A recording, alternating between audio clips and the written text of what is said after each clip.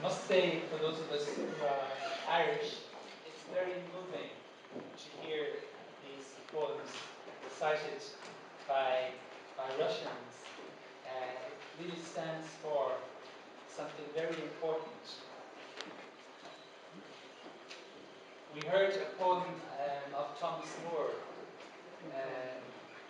"There is not in the wide world a valley so sweet." Thomas Moore is very well known in Russia. I have read how the embassy of Russia in London in 1818 wrote a report to St. Petersburg about the importance of Thomas Moore. And as a result of that, Pushkin and Lermontov and many others, and especially Zhukovsky, became interested in Thomas Moore. And 40 different Russian writers translated him. That's 40. And in our family, we made an interesting discovery. In the Western movie of Dr. Zhivago, there's a scene on the railway platform before Zhivago goes out to the east, in which he's playing the balalaika. And in the movie, the song he's playing on the balalaika is Večerní zvon, which is Thomas Moore. So right in the middle of the best-known Western film about Russia, we have Thomas Moore. There were a couple of other poems which are 19th century poems, Up the Airy Mountain, Down the Rushy Glen, and the beautiful Yeats poem about Cuchulainn. And what strikes me there is another parallel with Russia, because Pushkin, I believe, was very interested in going back to folk tales and legends and connecting with Rus. He had the pun, Rus in Latin is the opposite of Urbs. Urbs city, Rus country, and Rus is also Rus. And it seems to me that Yeats and Samuel Ferguson and these other poets did something similar in Ireland. They thought that in the deep culture of the people, in the derevnia, and in the Irish equivalent of that, you had real truth. And that poem of Cuchulainn, about Cuchulainn, is to me very interesting in Yeats's career, because Yeats makes use of Cuchulainn in the very last poem he ever wrote. This is a poem of his youth, which describes Cuchulainn as the warrior who's struggling alone against great forces, even against nature. And a very interesting thing about Yeats is that he kept writing until the very end of his life. He's said to be the only Nobel Prize-winning poet who wrote more and better poetry after he won the prize than before. And he kept, it's rather extraordinary that anyone could live like this, but he kept writing right up to the last day of his life.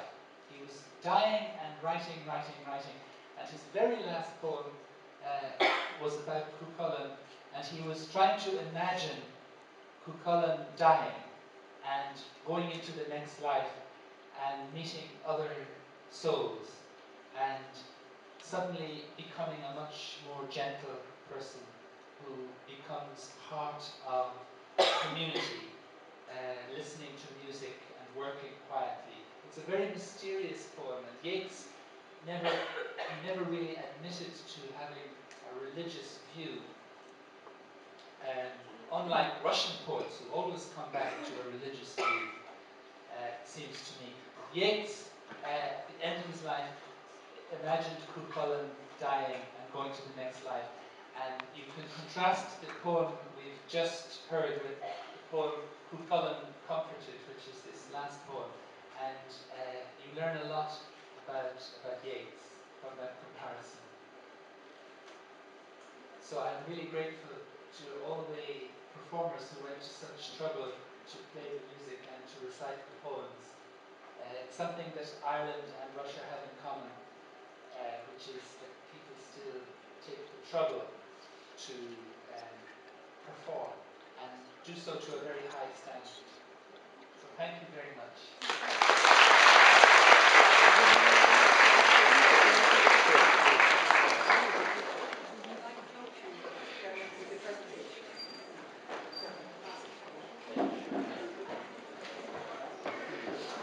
Hello?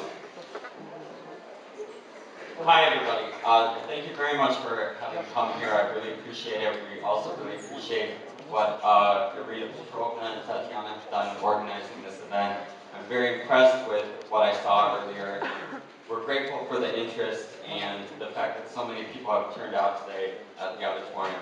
What I'm going to talk to you a little bit about today is education opportunities in Ireland. And we're going to start sort of from the basics, because I don't want to eat up any more of the ambassador's time. I'll go pretty quickly, but I just want to tell you who I am, who I'm representing, where I'm from, and where you can get in touch. Like Arena said, my name is John Sherry. I'm the officer for the Joint Economic Commission, which is a high-level protocol between Russia and the Republic of Ireland. We have 5 working groups within that. One of them is education, so I'm kind of the man on scene here in Moscow at the Enterprise Ireland office in the embassy, who's charged with trying to encourage Russian students. Financial crisis. The good news is that Ireland is now emerging from the financial crisis here. Quite a success story in the European Union, the Eurozone. But this is a poem that I wrote when the financial crisis was at its worst for Ireland. And I visited an exhibition in the New Tretyakov. It was the exhibition of Levitan. And somehow, after seeing the pictures, the financial crisis didn't seem to be as significant as it had seemed. Levitan, November 2010. Hope under harassment. The Financial Times, all haircuts and insolvency regimes, and Irish taxpayers thrown into debt bondage. The snow of last night freezing on the ground near Pakuri Metro. We burrow in, lodged in the leavened world of Levitan. What news can ever grieve this girl we see, striding an autumn path in Sokolniki 130 years ago, well wrapped in her scarf and purposes? How does it happen? The instant owned. This freehold on the lease of her prime beauty among flaming trees. We leave the Tretyakov to find fat sparrows pecking on snow in the grass verge. Tomorrow, my friend's look says, and winter will default on frosty leaves, on all the bonds of autumn, which notwithstanding, a November sun somehow incurs no blame. Our pulses run.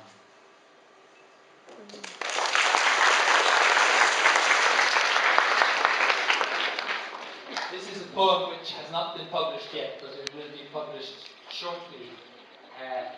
It's about Novgorod, and it's political, because it seems to me when things go very badly wrong in politics, you can't really offer a rational explanation. So it's about the destruction of Novgorod. The massacre Ivan the Terrible commanded or condoned.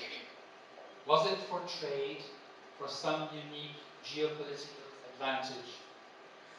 Or was Novgorod unmade because it may be her lettered mind, her virtue, tested in open argument the aims of power, or for her church domes, golden, reaching elusively to heaven like candle flames?